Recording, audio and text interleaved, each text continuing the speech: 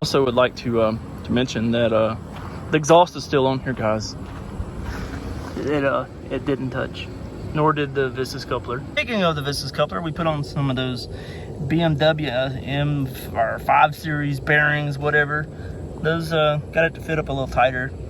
Didn't do a video on that, but yeah, you can see my mounting points on that one are a little off, so it's a little bent, but it still works. Still gonna send it. Oh, is that what they mean by the grassy patch? Huh, that's weird.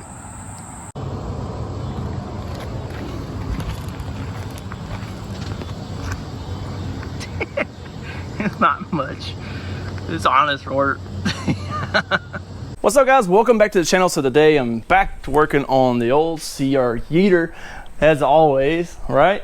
If you follow the build, you kind of can see that there's a few things that we've changed here, and I haven't made a video on it yet, so I'm just coming back to you to talk about it. So we added on a snorkel kit for this.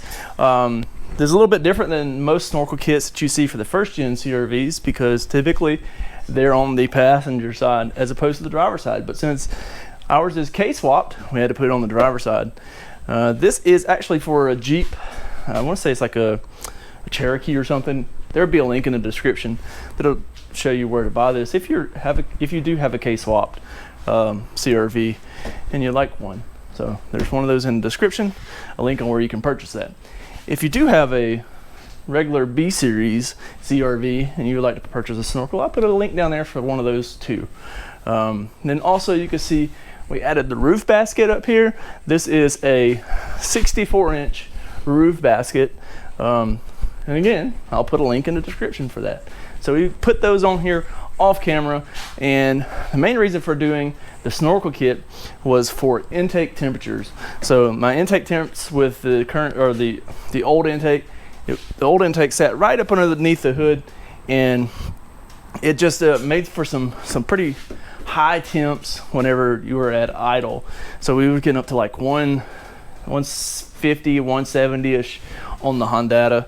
Cruising down the highway, it would be like at about 120 or something like that. But anyways, with the new intake setup like this, cruising down the highway is like basically about 90 degrees right now. Here, that's about the weather. So it's just regular old weather temp.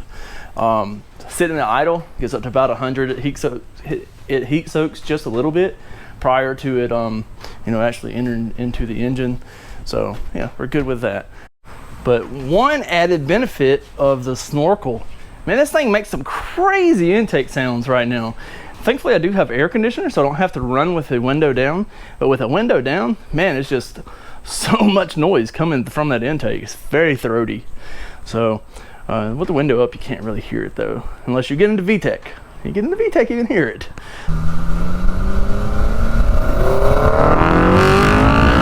Anyways, this snorkel kit, this is not a final mount how I have it here, so don't be judging me too bad, okay? It works, I promise. So it comes with this flex pipe.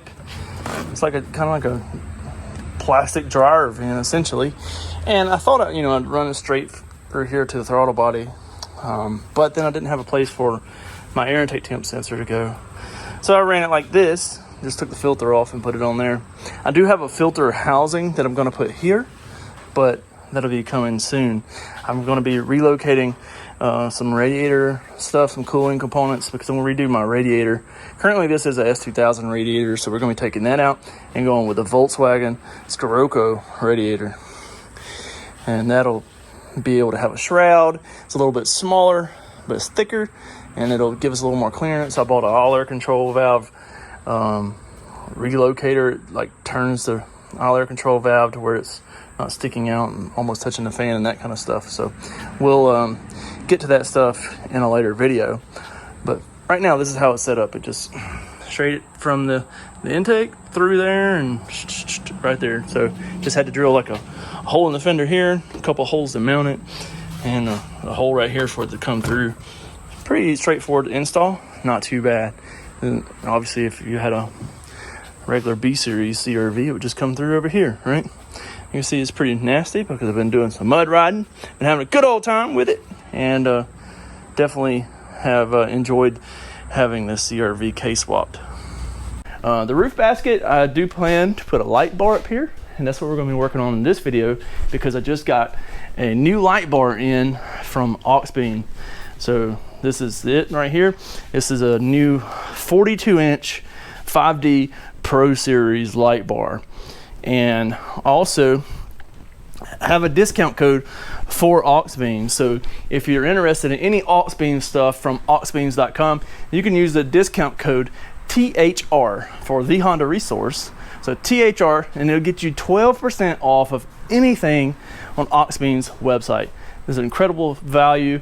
As you guys see, I have the AUXBEAM's light cubes here on my hood, and I also have the AUXBEAM switch panel, which I've shown you guys before, and it works wonderful. I love this thing. It has like a solid state relay system, and it's each on individual fuses for this. Obviously I don't have all of these occupied at the time. They come with their own stickers for each individual circuit. You have 8 circuits, 8 relays, 8 fuses, and it's fantastic. So anyways, they sent me over this light bar, and we're gonna give that a try.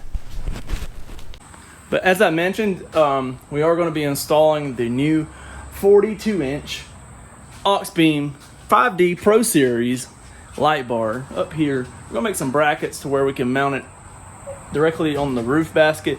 It'll look kind of like my old CRV did about in 2015. I'll post a picture of it right here.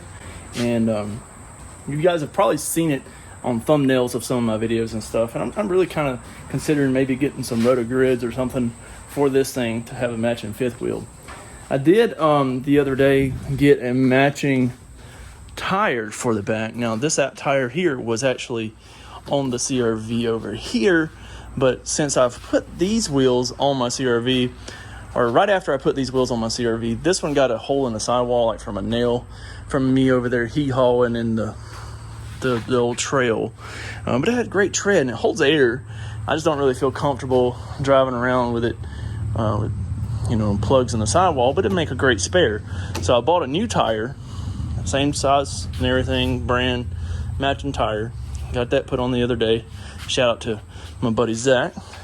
And then we mounted this one on here. I do need to get a wheel spacer, so if any of you guys have a 114 wheel spacer, I just need one to space this out a little bit, just so the back glass will open up without issue. Because right now I kind of have to open the back glass just a little bit, and then swing the gate out, and then I can finish opening the back glass. So it does kind of work like this, but I would rather not. So I may look at some other wheels in the future though, just to have 5 matching wheels. I can't find a 5th one to match those. So let's get to opening up this new AUXBEAM LED light bar here. I did cut the tape on it yesterday, and I actually opened the box, but I did not take anything out of the box, so I haven't physically laid eyes on it. Let's see here. You see, it's all still in the wrappers and stuff. It comes with a bit of wiring.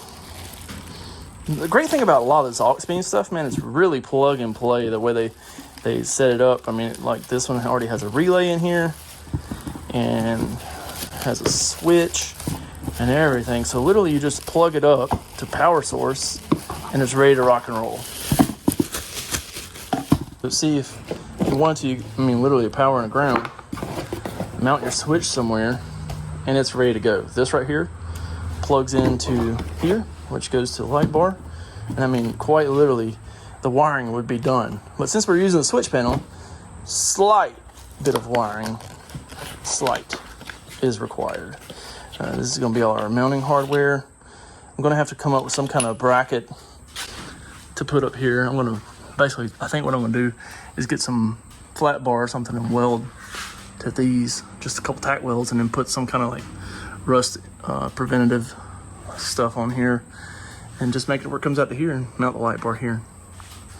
It'll probably be noisy, but I don't care. It's not what this is about. So anyway, let's roll this beautiful beam footage and get this joint out the box.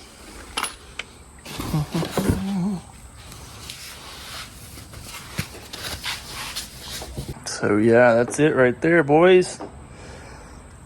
pretty sick. I bet it's gonna be super bright. Shoo-wee, buddy. Can't wait to get this mug on there. We should just like make them like Cadillac taillights. Like an old Cadillac taillight. I get the third brake light. But no, we're gonna get this mounted up here on the roof basket somehow. We'll find a way. Shoo-wee! It's looking good right there. I got the level up there just to make sure that it's level, because it does have some slots in these ends right here to where you can adjust the height and stuff. So I just want to make sure, you know, my brackets may not have been level and my holes may not have been level, but overall the light bar is level. It's in there, I promise. But anyways, got that mounted up there. So basically all I did was took a piece of angle on each side, put a little tack weld right down in here, and there's one on the end right there. Just cleaned a little bit of the metal on the roof basket. Got those couple spot welds on there, and then just took some so I just hit that with this Rust-Oleum undercoating. It's rubberized black. It stops rust or whatever.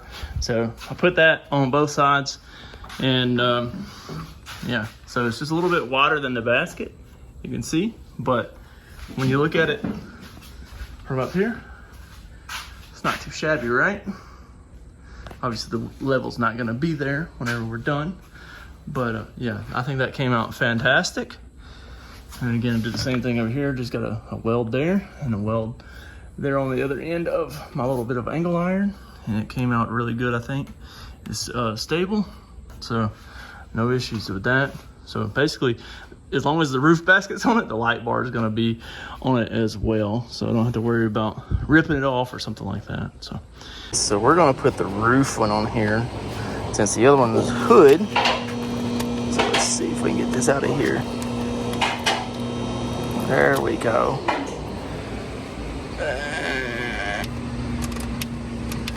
There we go, boys. So I got roof, hood, which is the light cubes, and we got the fan, which is the third slim fan. Heck yeah.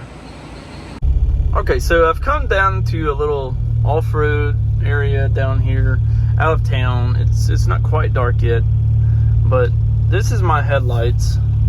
This is bright, okay? And then this is the cubes. You can see I've angled them out now rather than straight forward, just so I have more of a ditch light. But look at this light bar, bro. Like, holy Jesus, like, it is amazing, like how much light this thing puts off. Shoo, buddy, like it is night and day. Like, you see how it just flashes the camera, like, whew. It's so much brighter out here. It's almost like daylight. It is incredible. More of an out-of-car perspective here.